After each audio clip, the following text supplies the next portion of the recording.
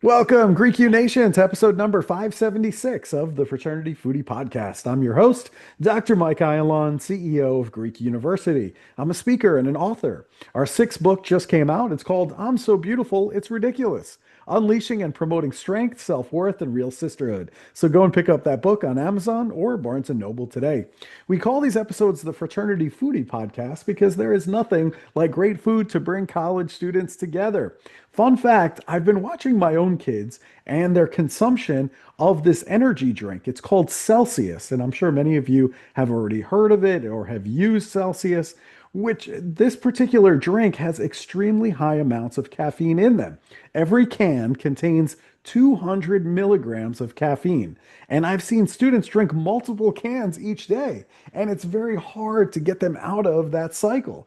Now, I drink a cup of coffee every morning, so I will fully admit that that cup of coffee has 95 milligrams of coffee. And I know that I will start to experience headaches if I don't have another cup of coffee the next day. So I wanted to explore just how bad these things are for today's college students.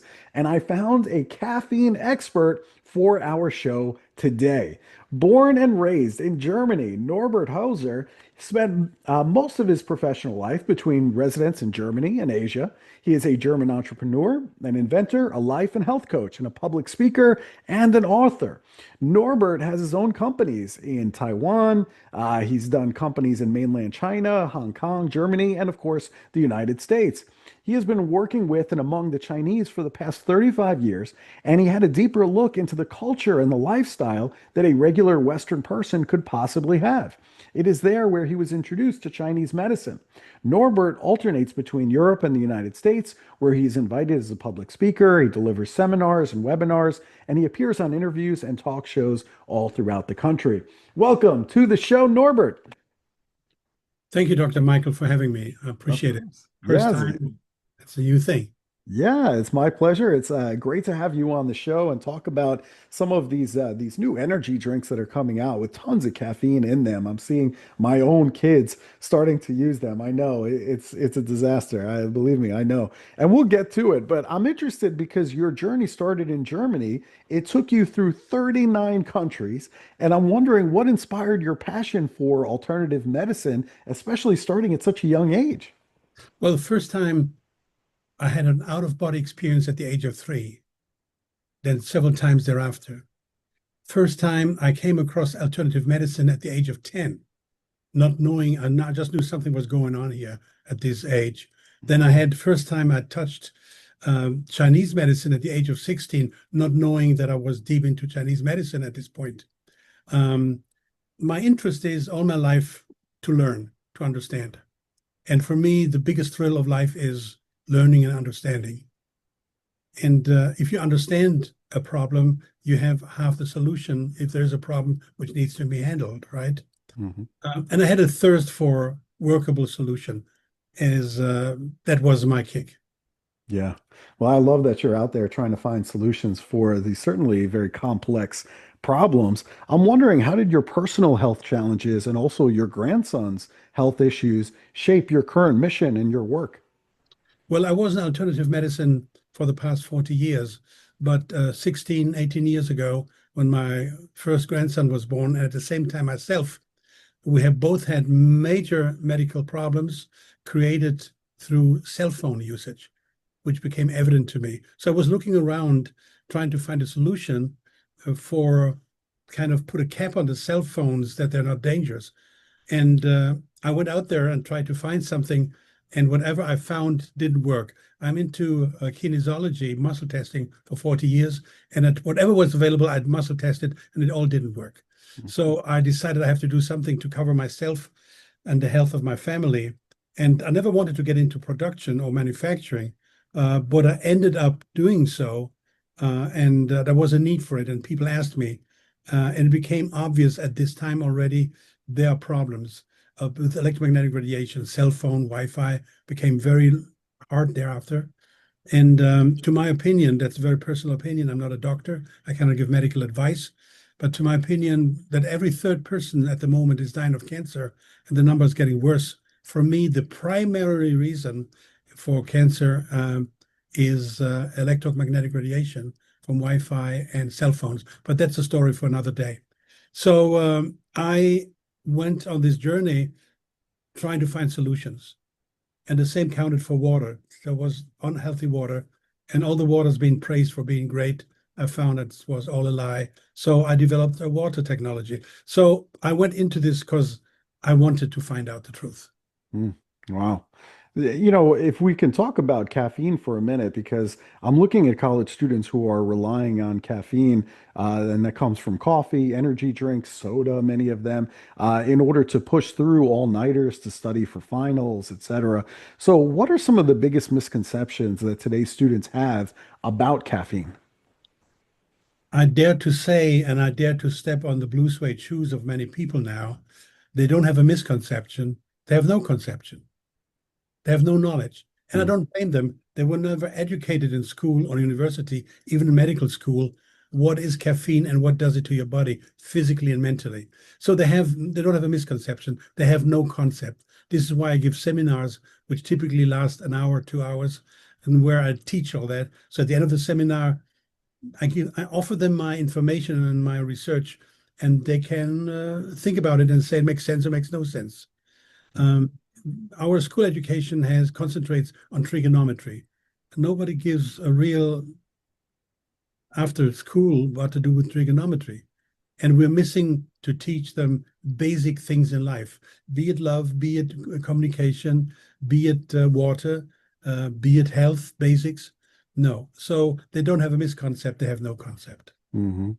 You mentioned your research that links caffeine to reduced immune response, even gray brain matter deterioration. Can you walk us through the science that you've discovered and what this means for young people's health long term?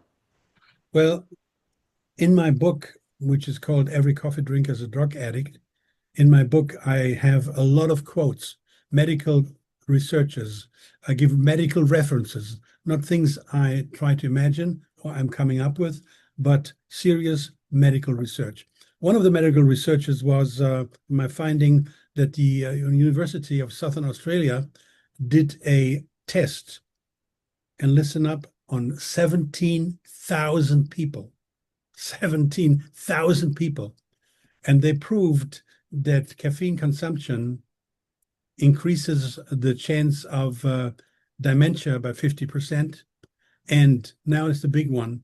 They found that consumption of caffeine reduces your gray brain matter. And I found other studies in Switzerland which confirm that. So the amount of health deficiency and reactions is endless, as well for pregnant mothers, for children, for unborn children, for guys in sports. I don't know whether you know that the Olympic Committee had banned caffeine for 20 years as a doping product. Hmm. And then Wow. after 20 years on a Monday morning, they woke up and said, oh, it's not a doping product anymore. And to my opinion, they got pressure from the industry who wanted to sell their energy products, their energy drinks. Mhm. So they took it off. It's so interesting. I mean, let's assume that somebody listens to you and they say, okay, I'm going to give up caffeine, but the withdrawal symptoms can be really brutal, especially during high stress times like exams for finals and things like that. So, what are your tips for reducing or eliminating that caffeine from your life safely? Well, first of all, you have to understand you have caffeine in coffee, sure, but as well in black tea, green tea, white tea. Everybody thinks green tea is healthy, yes. On one side, yes. On the other side, not. And you have caffeine basically in all soda pops and specifically in energy drinks. And you know all the names. I don't need to quote the names of these products, okay? Mm. Um, so my strongest suggestion is don't start the day before the exam to stop it, okay? Because you have withdrawal symptoms which may push you out of your rails, right? Mhm. So you should change it, try to change it well before an exam. because your life is depending on the exam. You think so, and you don't want to miss it, right? And now, if you would stop a day before, basically, I'm telling people, if you want to find out you're addicted or not, very simple test. I'm not blaming you. Find out for yourself. Just stop tomorrow in a period of your life which is cool, right? No exams. Mm-hmm. Stop to consume anything with caffeine, coffee, chocolate, energy drinks, and they come out now lately with this mushroom coffee, which is deceiving. It's not true. They have all caffeine. Stop drinking soda pops and energy drinks for a period. And most likely, you will not survive 2-3 days without getting back to it. That's a typical turnaround time for somebody who is addicted. Right. And everybody who drinks regularly those drinks is addicted, whether you admit it or not, whether you know or not, it's not the point.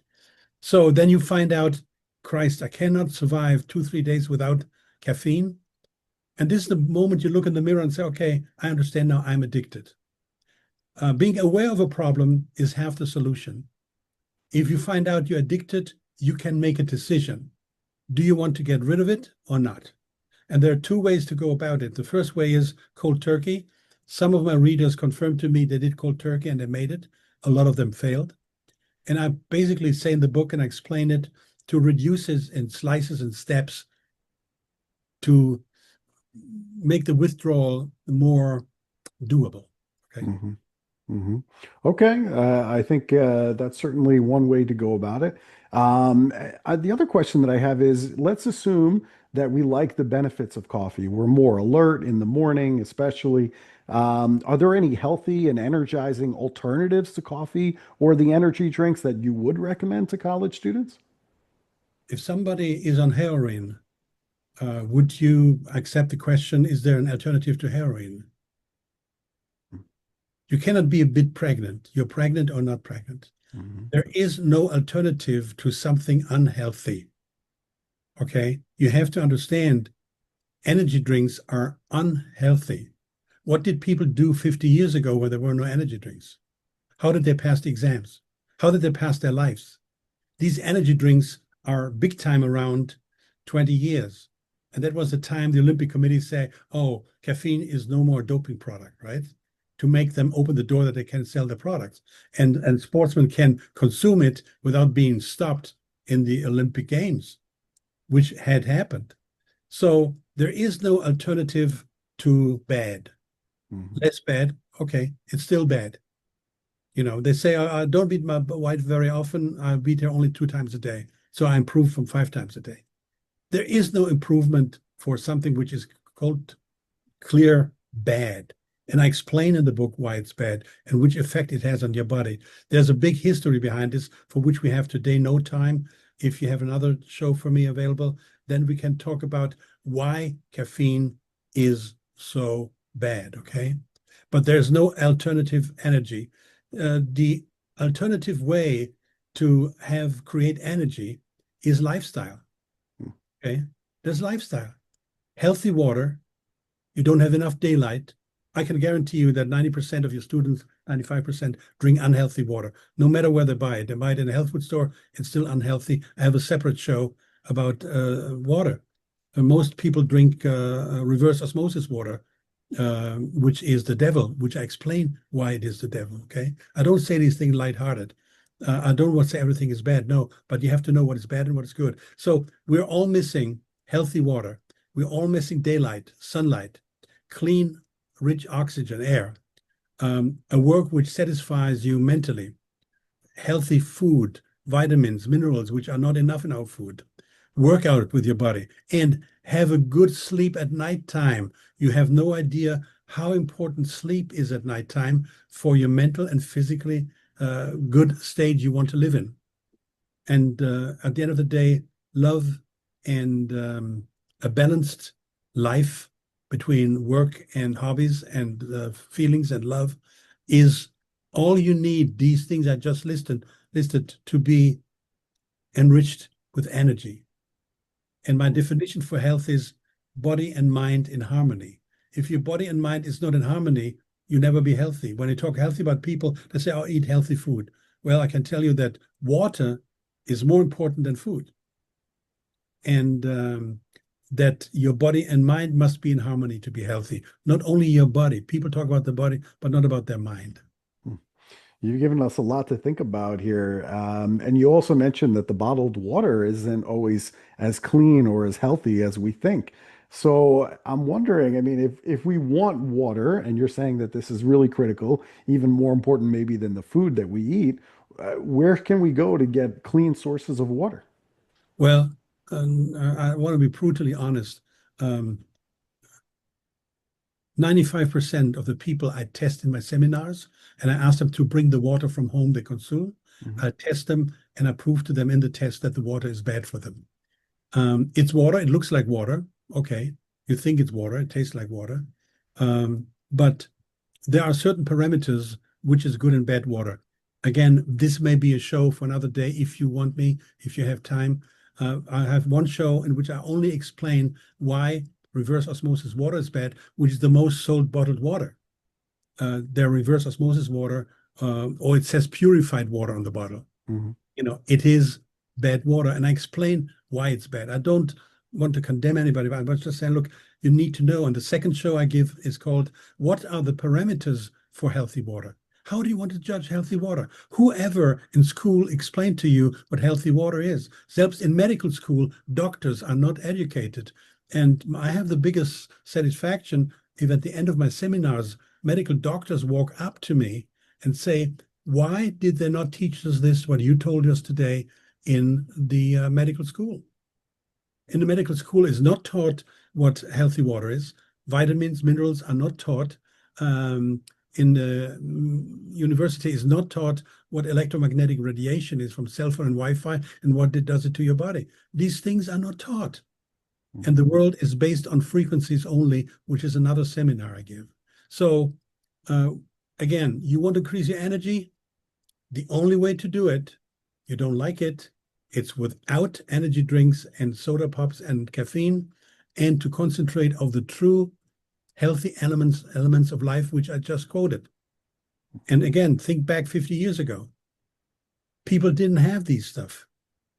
They had no exposure of Wi-Fi and cell phone as we have today. They had hardly and no exposure to energy drinks. Mhm. You think that's needed?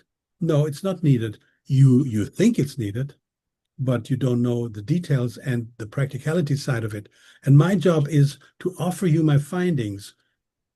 And you think about it, what I say and what I prove in my seminars, and then you make a decision. Hmm.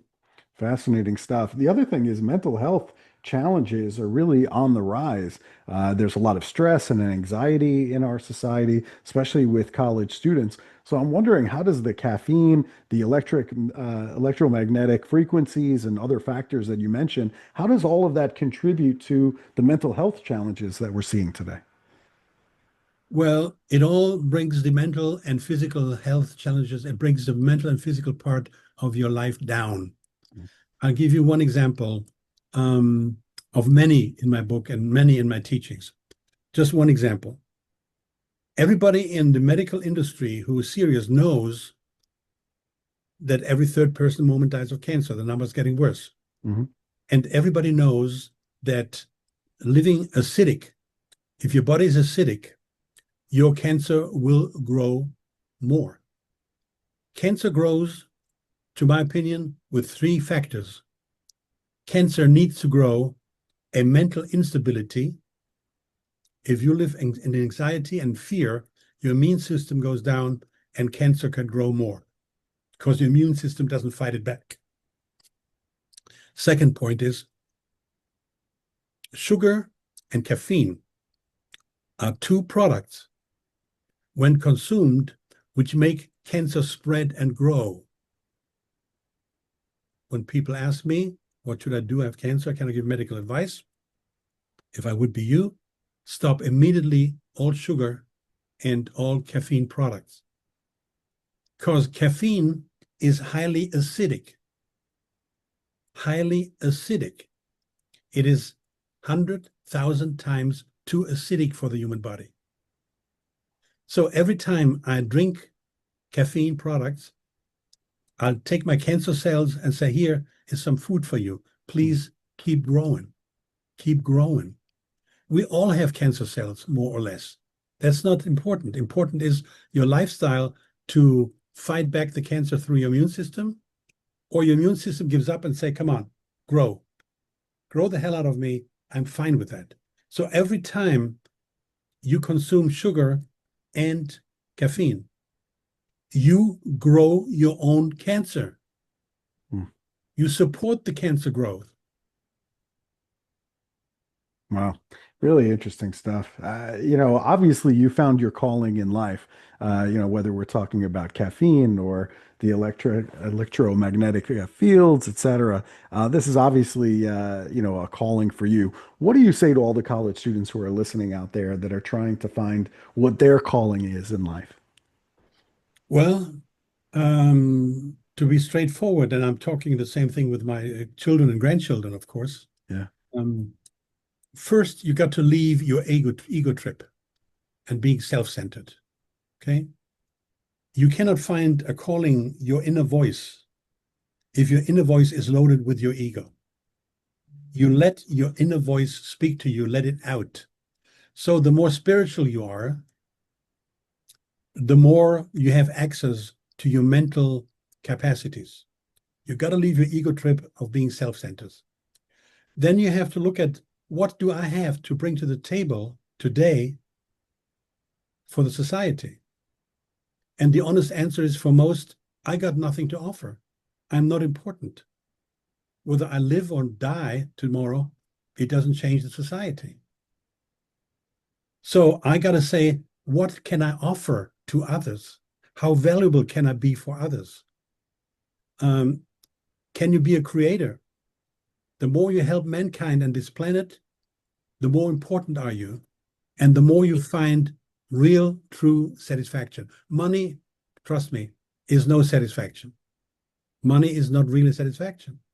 You are happy if you make $1 million tomorrow, but it's no use if you don't live with $1 million a worth living life and use it for good intentions and helping others. It doesn't mean you have to give it all away, but you have to see, the keyword is serving, not complaining or demanding. You're a student, you want to live a great life, don't complain, don't demand, deliver first. Keyword is serving. And the more you serve others, the more others will support you. Find out what you can contribute in the society, and don't concentrate on making money. Please don't do. Very helpful. I appreciate those insights. Really, really good stuff. Where can our college student listeners go to learn more about your books, your technologies, and some of your upcoming seminars? Well, I don't give many seminars today, as since COVID, the seminar scene has changed. I was giving seminars all year round in Europe and in America all the time. And in this period of COVID shutdown, I gave quite a few webinars, which are on my website to watch free charge. And here and there, I get a personal invitation from people like you on your university or on this school, or medical doctors who put in their praxis a seminar together. I have a suitcase, I travel, and then I go and deliver these seminars. And I have a bunch of topics which I'll teach. Typically, a seminar lasts a full day. And otherwise, I have a website like everyone has. It's a very simple website, name to remember, improveyourlife.us. And this is my message. If you're not willing to improve your life, don't talk to me. You want to improve your life? Talk to me. I'll help you. But you got to be committed, not just talking, because some things I say don't please you, because you don't want to leave your comfort zone.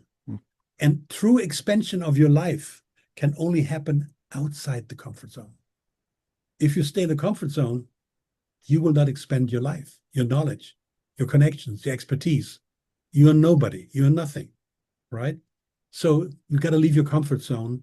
And I'm helpful as a life coach and health coach to do that.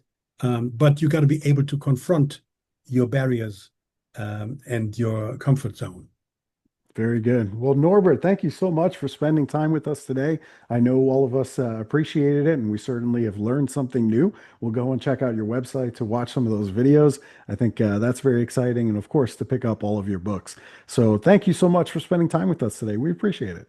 Thank you very much for having me, giving me the opportunity to talk to your people and to you. Of course, of course. To our college student listeners, if you enjoyed this conversation with Norbert, I want you to like it and I want you to share it with other college students. We appreciate your time and we'll see you on the next episode of the Fraternity Foodie Podcast. Thanks so much. Bye for now.